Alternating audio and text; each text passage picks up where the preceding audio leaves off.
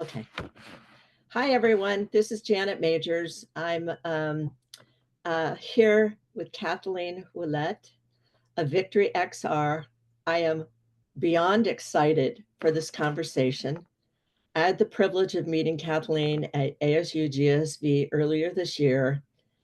And the minute she put those virtual reality glasses on me, I was a sold puppy dog. I mean, like, take me wherever you want, I'm following. Anyway, Kathleen has the most amazing backstory, and how much she's done in the educational field will blow your mind. So I'm just going to start with this one, Kathleen. Mm. What motivated you to get into education? Oh, my grandmother and my mom and my cousin Linan and um, and the amazing teachers that I had uh, back growing up at Cape St. Clair Elementary School in Maryland. Um, and I think that's pretty much been the motivation behind it all. And I was one of those kids that when everybody else was out playing outside in the summertime, I would definitely play outside in the summertime. Don't get me wrong, I had my fair share of sand pies and mud cakes and playing outside in the water and everything else. Growing up in Maryland, right near the water was amazing. But I would also be the one that would bring my friends over to the house and say, let's play school. And I would teach them things that that I would just write something on the board and maybe they knew it, maybe they didn't know it. But then I would explain the reasoning behind why it was important and how they could learn this and helped them learn something. And I just felt really good. I just remember feeling really, really good as a child whenever I helped somebody understand something and Mhm. find success. So that was my primary motivation was the influences that I had in my life and um, that inner feeling of, wow, I just made somebody really happy. Well, that's a nice feeling to have. Yeah, yeah. Okay. So obviously, you were supporting your husband's military career while all of this was going on for 20 years, and all that is involved in being a military wife. I can't even imagine that.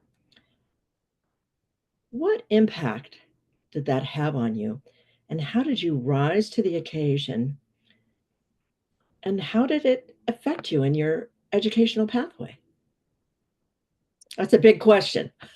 Yeah, yeah. Well, it actually fit right in. I am a person of faith, and I believe that every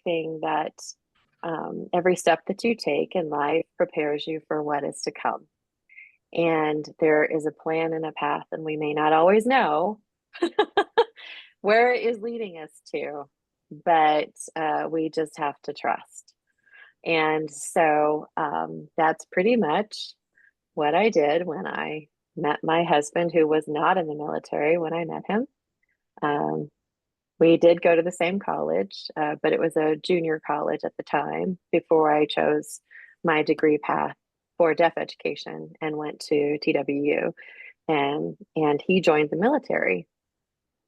So um, it was a journey of trust and faith that okay, it was a long distance relationship for 6 years, and then it was trust in knowing one another and growing together and creating a family together.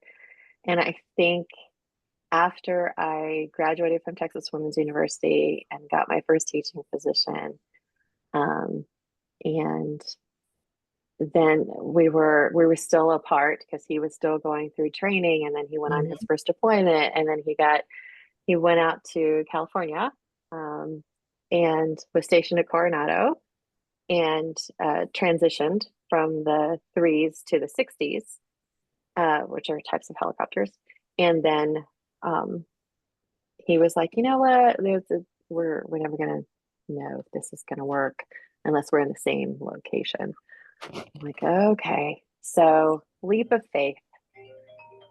I went and moved everything. I put everything that I had into the truck, put a dolly on the back of a truck, loaded my car on the dolly, and drove from Texas all the way, because I was teaching in Texarkana, and I drove all the way to Jacksonville, Florida by myself with my dog and my cat, and without a job, because I wanted to be in the same location that he was. And then 6 months later, he asked me to marry him, and about a year and a half later, we decided to have children. So, and that's where the journey started to morph. I had, at that point in time, gotten a position working with the deaf and hard of hearing in Jacksonville, Florida, and absolutely loved it. I loved every minute of the creative aspect of teaching those that are unique learners, that look at the world differently than others, and that hear the world differently than others, and see the world differently than others, because I also had the wonderful gifted opportunity of working with those that were also deaf and visually impaired as well. So such a beautiful journey in that regard. And then once we started having kids, I was like, I really just want to be with them. So we made the choice to, okay, we'll do this on a single income, on your military income. And besides, with all of his deployments and going around and doing different things that he needed to do to protect and defend our wonderful nation, I, um, I just was like, okay, I'm gonna find my personality, my personal relationship with myself. I'm going to define it as being just a mom. And that actually was kind of difficult, because I had always I always found great pride in being a teacher, being an educator, and it's not so much that it was prideful as much as it made me proud to view what others were doing, to see their success, to help them develop their success, their vision, their creative look on life and projects and different ways of doing things. And I was proud of them, not so much like, oh, I'm all this. I was just proud of the whole scenario of being a teacher. And I went through a serious little kind of almost depression when I left teaching to be a mom, because honestly, I didn't find it as challenging as when I was teaching. But I had a class, I left a classroom of 13 deaf and hard of hearing and visually impaired, multiply handicapped children, and that I was teaching in third, fourth, and fifth grade combination. And I walked away from that to be at home with my 1-year-old and my newborn. And then I was like, okay, you know what? My husband is up for another tour, and we moved to Virginia Beach, did a disassociated tour with that. And I was like, I think I want to get my master's degree. And he was like, okay, let's go for it. So here I had a 1-year-old. I had a couple-month-old, and I had a 1.5-year-old, and I was like, okay, yeah, I'm going to start my degree. So I reached out to Regent University and applied, got a scholarship, and was getting ready to start my degree program. The amazing journey of being in the military and having that spousal support.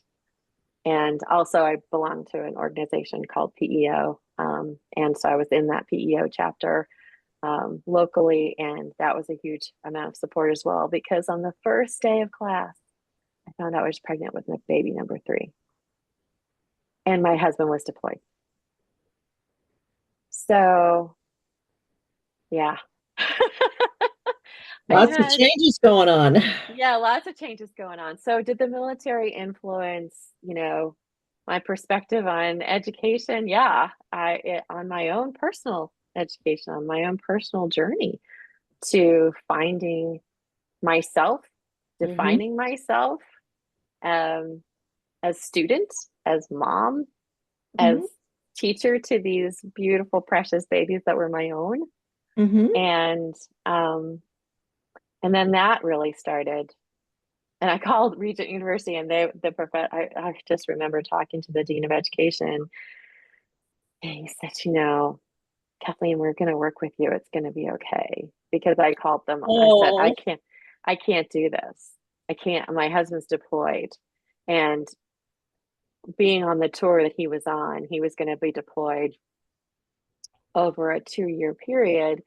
He was only home for 180 days out of 2 years. So, and I had these babies, and then I was pregnant. Um, and I'm like, I don't think I can do this. And they're like, yeah, you can. We're here for you. So, yeah, they got me. Everybody got me through it. It's a community, and I think that affected my education too. It was educating me about making me more aware of how much community relationships and how much sisterhoods and how much spousal support systems, um, and those are incredibly important in helping us survive and succeed, Hmm. and able to progress to the next stage, which for me was homeschooling our 6 kids. Turned out to be 6 kids over 14 years. Once Zeke started school, he's our only boy, and then we have the 5 girls. So yeah, 6 kids in 9 years, and I homeschooled them for 14 years, and it was really cool. It was really, really cool. They Yeah. probably got the best teacher known to man. Well, they do say to this day, they wish they would have chosen to stay homeschooling for a little bit longer than because they all chose. I had an opportunity to go back to work in Maryland when we were there. I was moving up and down the East Coast. Hmm. We ended back up in Maryland, and I had an opportunity to go back to work to teach, as an itinerant teacher. So I was traveling to my 23 different students, um, in 18 different schools. um, so that was wonderful as well. I got to know so many fantastic educators on that journey because I worked with every single one of my students' teachers and administrators. So I got to learn the dynamics of an entire county system and the students individually, providing support for them, providing tutoring for them, helping them understand, worked with all of the interpreters. Oh, what a blessing, to learn so much from so many people. It was just wonderful. And then, and my journey in the military as being a military spouse provided all of that. Um, and then my husband retired. 23 and a half years. And then he retired, and then we moved on to other things. Must have been a big shift. Yeah, that, yes. Retirement is for a life, for a person. My husband was raised in the military by a military. His dad was in the military, was in the Navy as well. and he was in VQ squadrons. And then my husband, being a pilot, in he was in HS squadrons on the East Coast.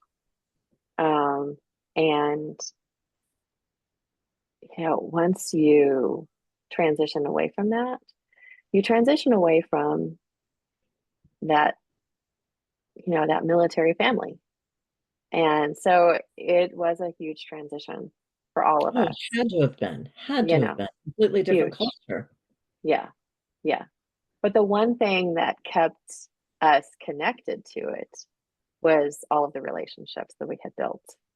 And the other thing was that at that point in time, I was the director of our homeschool cooperative at Fort Meade. So that was really cool to be able to work with military professionals on base and the school liaisons, and learning all about all the nuances of being others' homeschool journeys that are in the Hmm. military. I knew ours. Finding others that were doing the same thing was really, really great to be a part of. Very supportive community. It really is. And the military has just grown even more supportive of homeschooling families as the years have progressed. And I'm very, very proud of that. Not because of me, because I haven't done anything to do that yet. I'm actually working on something right now to do that through our company. But I um, but I am really proud of the Navy and the Army and the Air Force and all of the forces for really stepping forward and saying, hey, we have there's a reason families homeschool. There's a reason military families homeschool. And Hmm. that's because of all the transitions that you have to Oh, go of through. course. I can And I mean, imagine transferring schools so many times during deployment. yeah. Well, not just, it's just like every 2 years in the Army, usually you transition. And Hmm. then every 3 years in the Navy, you would transition. So you would be moving from one place to another to another. Can you imagine and this is why I started homeschooling too, is because I couldn't imagine knowing what I knew about education, having been there, done that in the public education sector.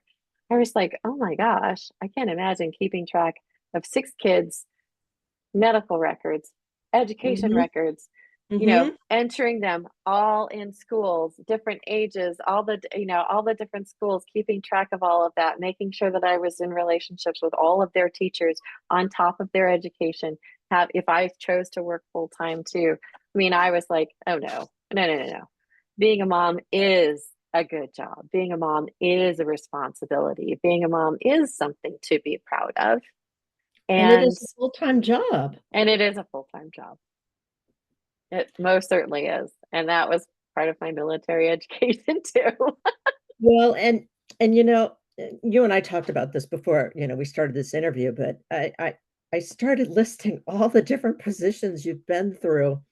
And I don't know if we have enough time to go through all of them, but you've been an educational director, you've been a creative um, founder of a theater arts company, you've been a program manager, early childhood education, educational consulting and management training, freelance photography, program manager, and where I met you, you are now CIO of Victory XR. I mean, that's Mhm. exhausting just to read. Yeah.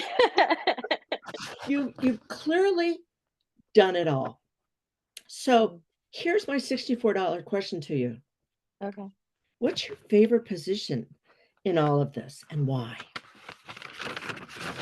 It's funny because one of the things I said to you earlier was I had to define myself. I had to redefine myself like, oh my gosh, I'm just a mom. I'm not a teacher anymore. I thought teaching was so just like it for me.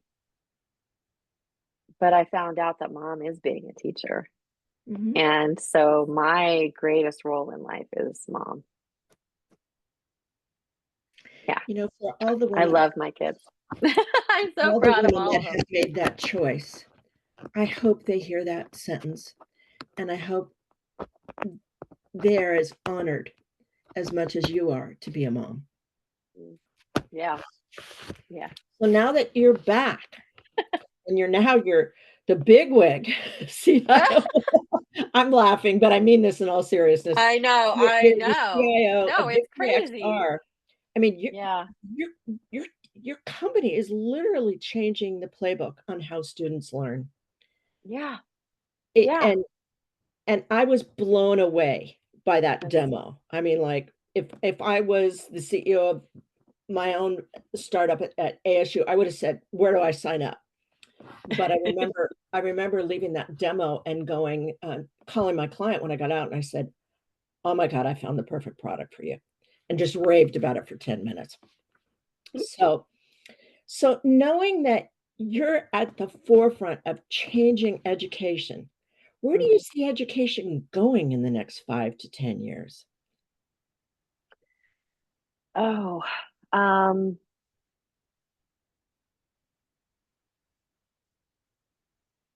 I see technology being a huge part of it. I Mhm. see it becoming uh, actually something that I wanted. If I had done a second thesis, I have enough coursework for a second master's degree, but I wasn't, there's no need to do another thesis, another degree. So, but had I, my whole thing was going to be how educators needed to be more in tune for regular education. And I know Mhm. that's a terrible term, but for regular education to be more synchronous with unique ability education for special needs education Oh, totally because on board. Totally on board for that. and I say this in all sincerity, when you're a special needs educator, you have the wonderful opportunity and the ability to get to know each of your students. You get to know where they are, you get to know what makes them click, you get Mhm. to know where that spark is. Mhm. And you have the flexibility to understand their curiosity, how they think, Mhm. and perceive things when they understand something and how deep that curiosity goes. And I Mhm. really feel like that is where education is going with, honestly, the help of AI. Mhm. Um, Something our company is doing right now is we just came out with a brand new product. We're releasing it very soon. We've released it publicly, not technically in the books yet, but it is called Hollow Tutor, and um, it's going to be one of those AI tools that educators can use that I think will be good for education. AI is a tool that you can use. It's not a substitute. Mhm. It's not something that should be used as something that you can abuse and just use willy-nilly and use incorrectly. We need to use it thoughtfully. Mhm. And I think one of the thoughtful ways that we can do that is by utilizing it for education to understand those unique things about every student. So if there was a personal AI assistant for every single student that followed their journey, if they're reading something, if they need assistance with reading, and you upload a PDF of whatever it is. If a lot of Mhm. a lot of textbooks now are PDF based, so students are reading that, they don't understand something, they can highlight it. Maybe they Mhm. translate it into their native language so that Mhm. they can understand it a little bit better. Maybe they translate it into a language that they're learning so that they can understand the translation process a little bit better. and get their receptive skills motivated a little bit more. Maybe they utilize, maybe that AI that understands what that student is highlighting, what that student is bringing in an object and making it spin, clicking on something and having that bring in more information and more information. Oh, you know what? I'm really curious. What does that mean? Oh, that means this. Oh, that's a satellite. Oh, I didn't know what that. Oh, that's what this does. Oh, how does it do that? And it journeys with the child deeper and deeper into their curiosities and helps provide those answers that they're looking for. And if it follows the student on what it's struggling with, how it's learning, what it's curious about, and it'll be able to find the gaps. So it's going to be a support for every educator out there that will then be able to see those metrics and see, okay, you know what? I've got this group of students that are struggling with this. I have this group of students that are struggling with that. I have this group of students that are struggling. You know what? I'm going to do this, and I'm going to do this, and I'm going to do this. I'm going to present this way. And we're going to do this as a project-based learning, So now we're going to see students actually performing. We're going to see students actually being able to reflect what it is that they're understanding in through incorporation of their bodies in expressive ways through projects, building projects, maybe having endless resources available to them in VR. If they go into VR and have all of these assets available to them, bring them in, build a project by themselves. Maybe they want to build a project with others. Maybe they're a student that is struggling with finding their own voice. Maybe they are such a high, like really high functioning student, but struggle verbalizing things. And if they utilize an AI, they can train the AI avatar, perhaps, to present for them. So now they have a voice. Now they're feeling more like their peers. They're feeling more successful. They're finding joy in learning, which helps them want to learn more. And that is where we're going to find success ultimately in education, is when educators have the tools that they need to look at every single student as a unique learner, as autonomous with their education from a perspective of curiosity, and then help them build on that with projects and with applied learning, whether it's writing something that then correlates to what it is that they're presenting, how they present that. Is it in VR with 3D, with limitless 3D objects that they can present to others there in that space? Or is it in the real world scenario where they're getting their hands messy and dirty and working with others, project-based learning, collaborative, cooperative, or individual? All of that speaks to what we did in special education. That's what we were able to do.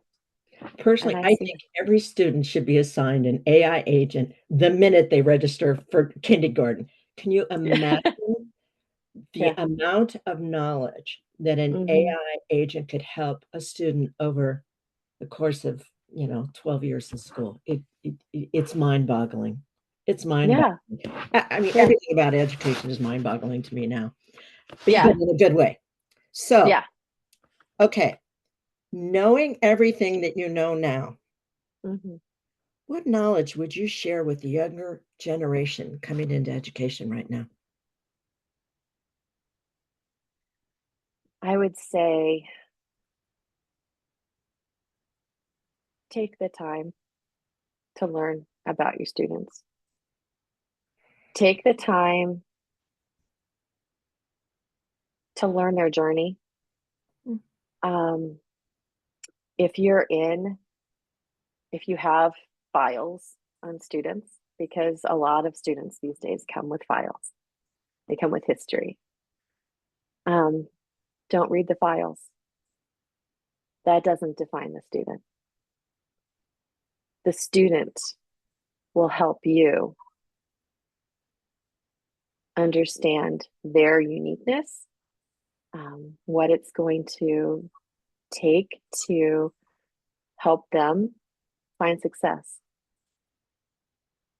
And then 6 months into the journey, then read their stories if you're inclined. You may be surprised. But don't take what others tell you about a student and make it their story. You need to allow the student to tell you their story through their education. And this is the reason I wanted you on Wise Women. Wow. I'm so honored that you spent time with us and shared Yeah. your immense amount of knowledge and empathy. And man, just thank you for all that you're doing for all the kids out there that probably will never even know your name, but you will have an impact on their education for a long time to come. And I just want to say thank you for your time today and sharing your knowledge with all of us. Thank you. It was a pleasure and an honor to meet you and to know you. And Back at I you, baby. Back at you.